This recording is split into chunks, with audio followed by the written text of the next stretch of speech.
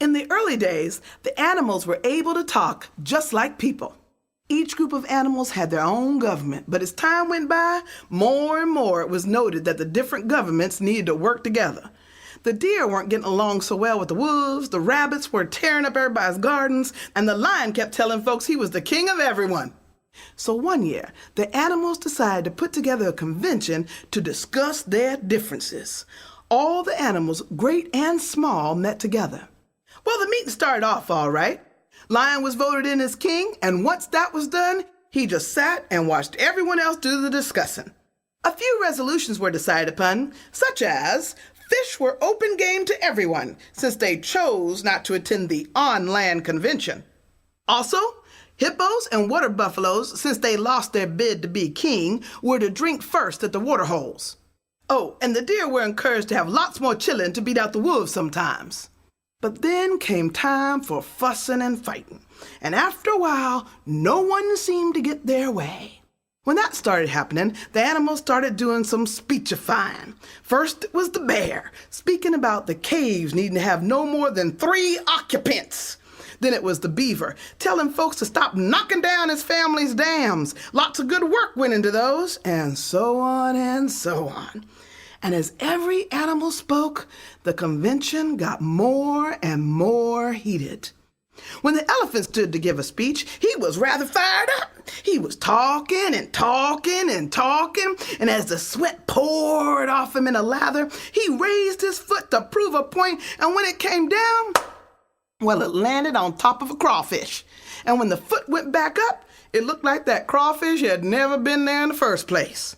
The crawfish delegation who was there, when they saw that one of their own had been obliterated in a moment of passion, they came together and began to write a resolution and proclamation. Once they put all the proper wherefores and thou shalts in there, the lead crawfish crawled onto a stone and spoke. We the crawfish are resolved, wherefore the death of our duly elected delegate has been observed. And on he spoke. But his speaking was so light that none of the larger animals even took notice. Soon, the lead crawfish delegate, realizing he wasn't being heard, shouted, We shall be heard! We shall be heard! But he was just whistling old Dan Tucker in the wind.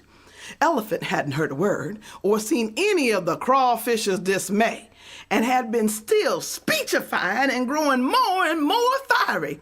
To make another point, Elephant raised his other foot, and when it came down, splat! 2 more crawfishes and the tail of a spring lizard were no longer able to be seen.